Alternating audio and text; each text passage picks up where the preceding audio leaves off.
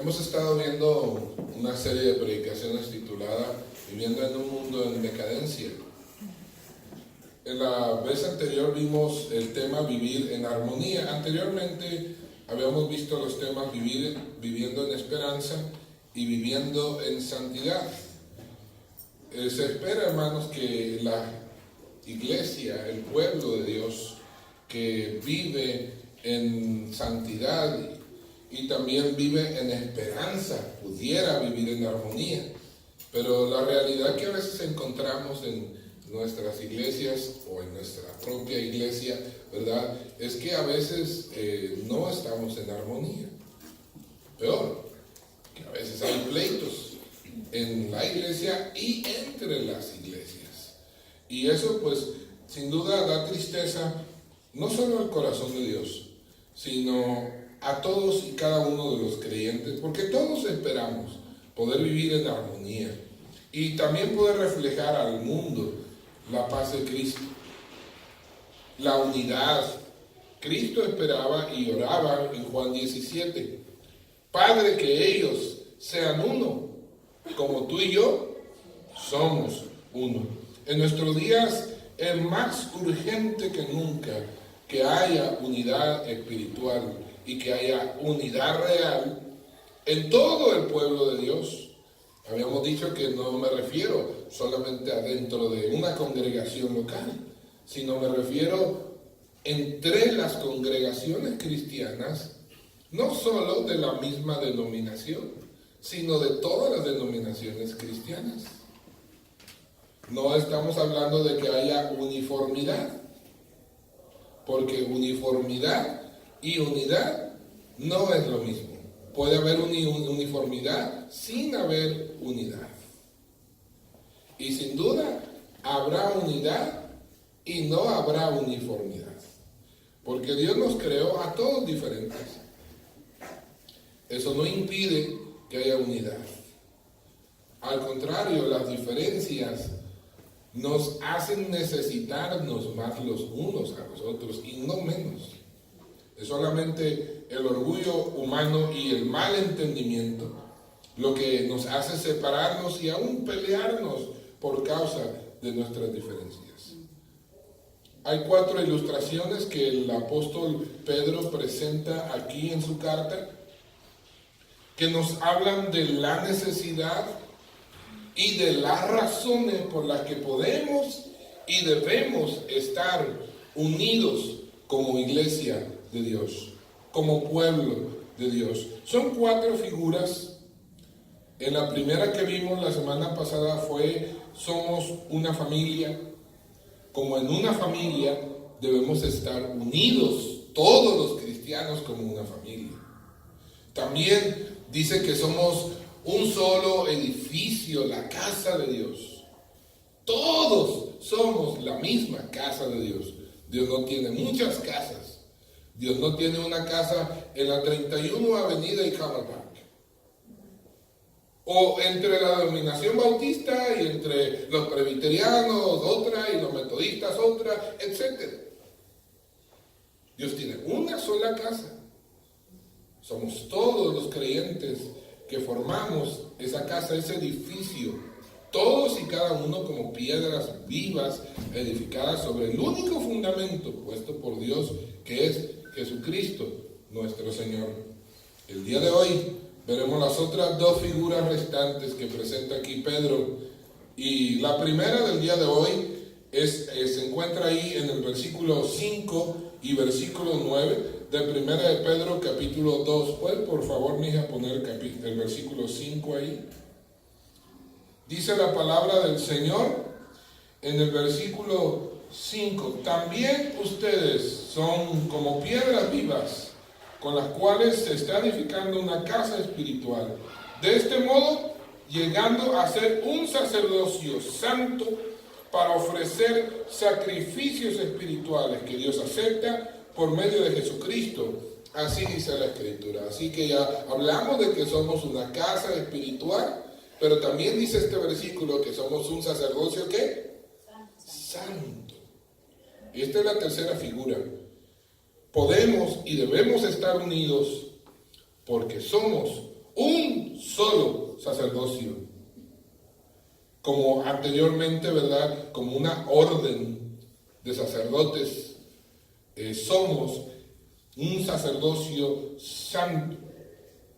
Y también el versículo 9 dice que este sacerdocio no solo es santo, dice el versículo 9, pero ustedes son linaje escogido, real que sacerdocio. No somos un sacerdocio santo, sino también un sacerdocio real. Esto nos recuerda, hermanos, que hubo y ha habido solamente un sacerdote humano que, aparte de sacerdote, era rey. Y esto lo podemos ver en la Escritura en Hebreos capítulo 7 y su correspondiente pasaje paralelo en el Antiguo Testamento, donde este era Melquisedec, rey de Salem. Melquisedec, rey de Salem. Esto es el sacerdocio celestial de nuestro Salvador. Jesucristo es llamado el sacerdote según el orden de ¿qué? De Melquisedec. Nosotros, siendo sacerdotes de nuestro Señor, ya no somos de la orden de los levitas. Ahora somos de la orden del sacerdocio real y santo de nuestro Señor Jesucristo, que también es según el orden del mismo sacerdote Melquisedec. En el Antiguo Testamento, el pueblo de Dios tenía sacerdotes que eran los descendientes de Leví. Pero en el Nuevo Testamento, los cristianos no tienen sacerdotes. Los cristianos somos sacerdotes. No tenemos, somos sacerdotes. Todos y cada uno de los creyentes hemos sido llamados a ser sacerdotes santos, pertenecientes al Rey de Reyes y Señor de Señores. Por lo tanto, real sacerdocio. Tenemos el privilegio, cada creyente, de venir directamente a la presencia de Dios sin necesidad de más intermediario que Jesucristo mismo. Privilegio único de los sacerdotes. Los sacerdotes eran los únicos que podían venir al templo, al lugar santo, y sobre todo al lugar santísimo, el sumo sacerdote, y ministrar en la casa de Dios. Nadie más podía ni debía hacerlo. Nosotros podemos y debemos ministrar en la presencia del Señor, y debemos ministrar al Señor en medio del mundo en el que vivimos. Los sacrificios que los sacerdotes presentaban antes, los levitas, eran sacrificios de animales. Pero el sacrificio que ahora nosotros, el real sacerdocio, debemos presentar al Señor es el sacrificio vivo de nuestro propio cuerpo. Romanos capítulo 12, versículo 1. Y también el sacrificio de nuestra alabanza. Hebreos 13, versículo 15. Y también el sacrificio de hacer el bien a todos los que nos rodean. Estos son los sacrificios que ahora como sacerdotes debemos de presentar al Señor. Nos debemos ocupar en ofrecer estos sacrificios. Un cuerpo santo al Señor. Un cuerpo que se aparta de las impurezas del mundo. Entregarle un miembro de nuestro cuerpo a realizar la voluntad de Dios y no a complacer los deseos de la carne. Un sacrificio vivo, un sacrificio también de alabanza. El pueblo de Dios nos gusta cantar. No sé ustedes, hermanos, pero yo, que soy cristiano, me he vuelto cantante. Canto feo, pero canto, ¿verdad? Me encanta cantar. Y yo he conocido cristianos que ganas me dan de decirles: no cantes, mijito, mejor piénsalo, chíflala. Pero les encanta cantar. Gracias a Dios que lo que Dios oye no es la voz, sino el espíritu con el que cantamos, ¿verdad? Entonces, eso es bueno en un caso como el mío, porque imagínense, Dios me diría, cállate, mijito. Pero no, nos encanta cantar porque es parte de nuestra relación con Dios. ¿Sabe qué me parece a nosotros? Que cuando, a mí me parece que cuando alguien está cantando así,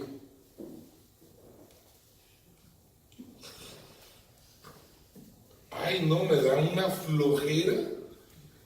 Y me parece como que realmente ni quiere cantar. Alguien lo está obligando a cantar.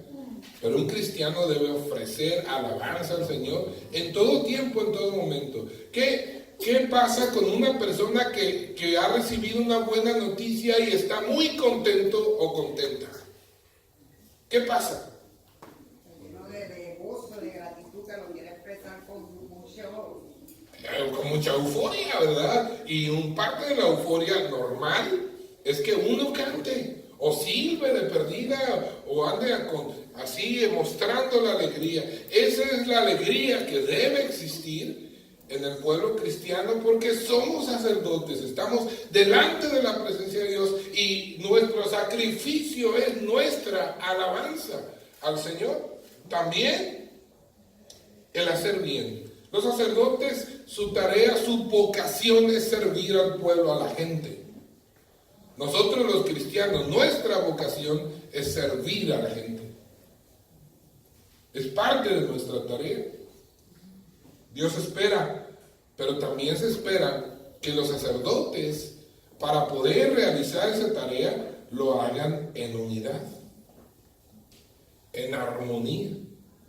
No podemos ser sacerdotes del mismo orden si estamos peleados, si estamos discutiendo, sin llegar a acuerdos.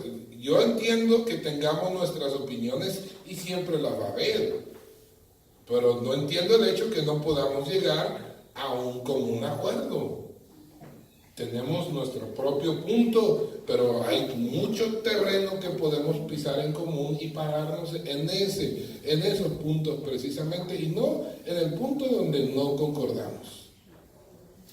Los puntos donde no concordamos son tan pequeños que nos cuesta también trabajo quedarnos parados en ese punto, ¿cierto o no es cierto?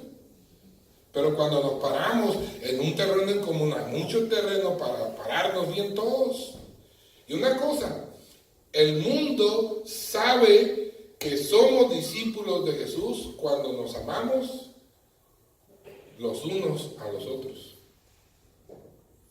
Ese amor debe existir primeramente entre nosotros, los discípulos de Cristo, los sacerdotes. ¿Cómo es posible que en la iglesia cristiana no nos podamos amar y llevar bien entre cristianos? Es difícil de entender, sí pasa, no estoy diciendo que no pasa, no trato de negarlo. El punto es que hay unidad en el Espíritu y debemos aferrarnos a todas las razones para estar unidos y no a las razones para estar peleados. El problema es que insistimos en aferrarnos en los pocos puntos en los que no estamos de acuerdo. Yo tengo diferencias de opinión con mi esposa. Y no le sorprenda, no piensa que estamos a punto de divorciarnos. No es eso. Todas las personas tenemos diferencias. Y tenemos diferencias aún con las personas que mejor nos caen. Y con las que mejor nos llevamos bien. Pero decidimos que esas diferencias no tengan tanta importancia. Y decidimos aferrarnos en las cosas que tenemos en común. Eso es la manera que Dios espera que nosotros convivamos y seamos unos.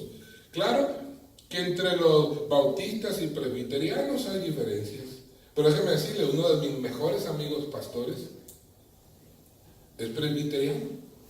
No quiere decir que no tengo buenos amigos pastores entre los bautistas, tengo y varios, pero yo nunca he discutido con él la manera de que no nos volvamos a hablar, ¿verdad? Hubo un tiempo que no nos hablábamos porque yo no sabía dónde andaba él y él no sabía dónde andaba yo. Gracias a Dios ahora por las redes supimos dónde estábamos y nos comunicamos y gracias a Dios por esa bendición.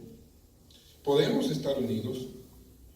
Desde un principio el Señor quería un pueblo que fuera un reino de sacerdotes. Leamos Éxodo 19, 6. ¿Alguien se puede parar y leerlo, por favor? Recuerden que me gusta que participen con la lectura. Éxodo 19, 6. ¿Alguien lo quiere leer, por favor? Y aquí lo tengo, pero quiero que lo lean. A vosotros me seréis un reino de sacerdotes y gente santa. Estas son las palabras que dirás a los hijos de Israel. Me serán un reino de sacerdotes y gente santa.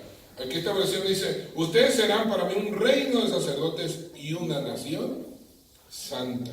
Dios escogió a Israel, primero a Abraham, le dio descendencia y le dijo a Abraham, en ti serán benditas todas las naciones de la tierra. Desde que Dios escogió a Abraham, tenía en mente que Abraham y sus descendientes fueran el medio por el cual la bendición de Dios llegara hasta el último rincón de la tierra. Dios escogió a Abraham, le dio descendientes y lo hizo una nación y nación grande para que esta gran nación pudiera recorrer hasta el último rincón del mundo, dando a conocer la gloria y las bendiciones y la misericordia del único y Dios altísimo, Jehová de los ejércitos. Pero el pueblo de Israel falló, no cumplió su tarea. Por siglos Dios estuvo batallando con Israel por su rebelión, por su desobediencia y por su falta de cumplir la misión que Dios le había encomendado. Al contrario de ser incluyentes de las demás naciones, los judíos se volvieron una nación excluyentes, tanto que se llamaban judíos y gentiles el resto. En lugar de estar incluyendo a las naciones, las estuvieron excluyendo durante toda la historia. Y cuando se atrevían a reunirse, a juntarse con una de las naciones, era para copiar el pecado y la idolatría de ellos, y no para compartir la revelación del único y verdadero Dios, Jehová, el creador de los cielos y de la tierra. Dios terminó diciendo que levantaría un nuevo pueblo y nos levantó a nosotros. Esto es lo que dice 1 Pedro 2, versículo 9, que nos hizo una nación.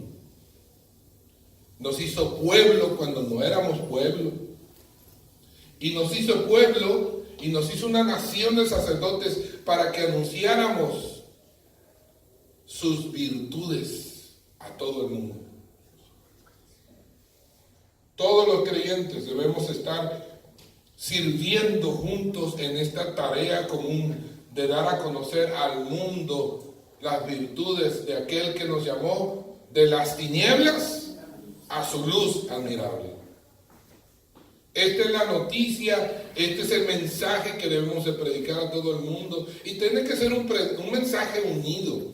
Cuando nosotros predicamos un mensaje unido, único, el mundo escucha y el mundo cree. Pero cuando yo le hablo a una persona de acercarse de Dios y ir a la iglesia, ¿y a cuál iglesia es la verdadera? ¿Verdad? No sé, uno dice una cosa, otro dice otra. Mira, por allá se pelearon, se dividieron, etcétera, etcétera. Uno llega a la iglesia, le hacen caras de fuchi.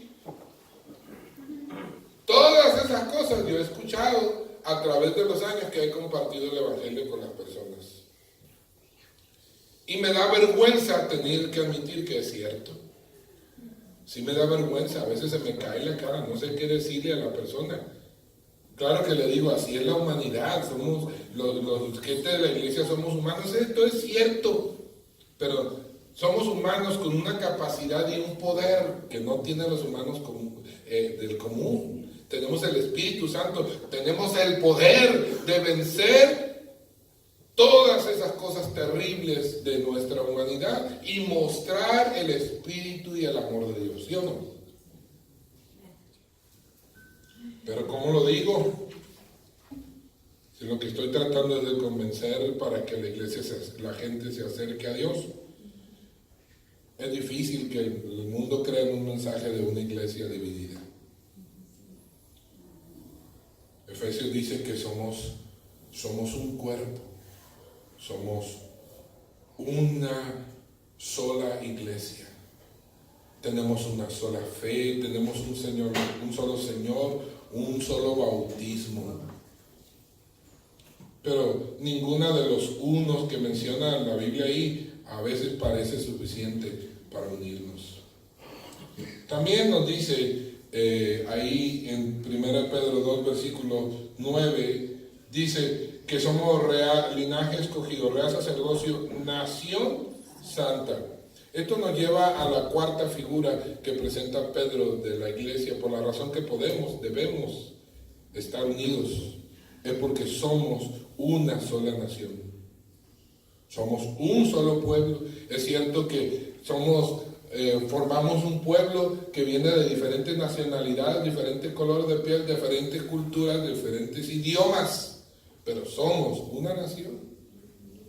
Somos solo un pueblo, no dos, no tres. No hay un pueblo de bautistas, no hay un pueblo de esto y del otro y de aquello. No, somos un solo pueblo.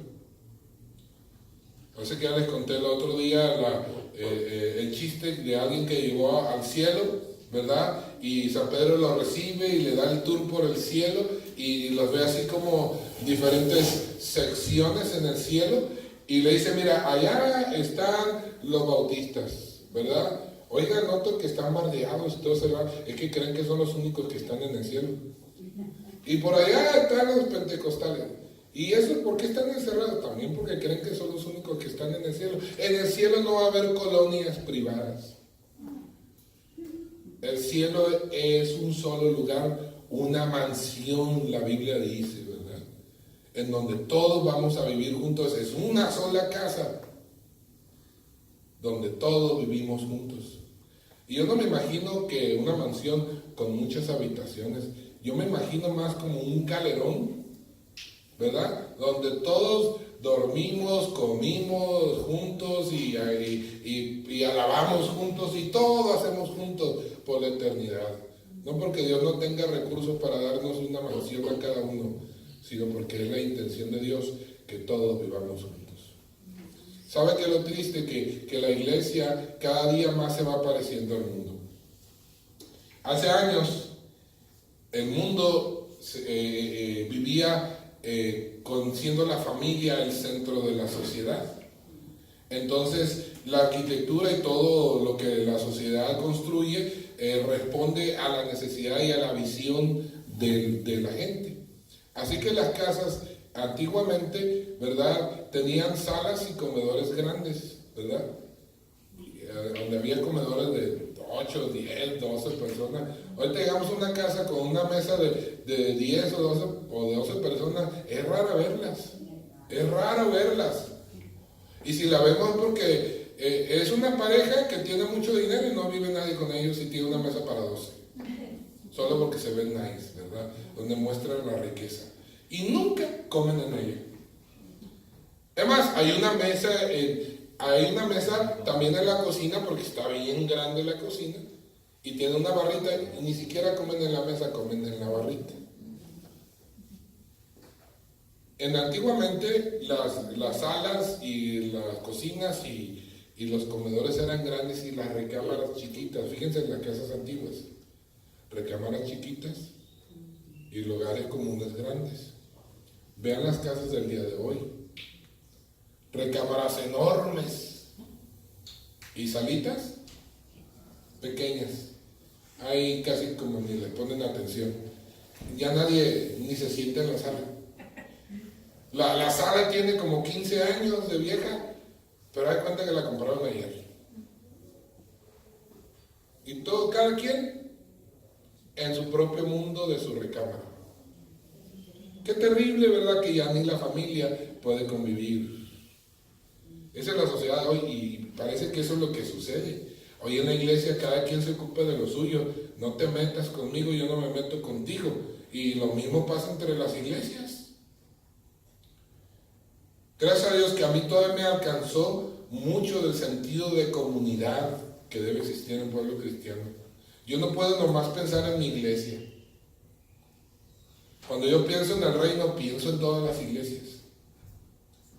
No solo bautistas. pienso en todas.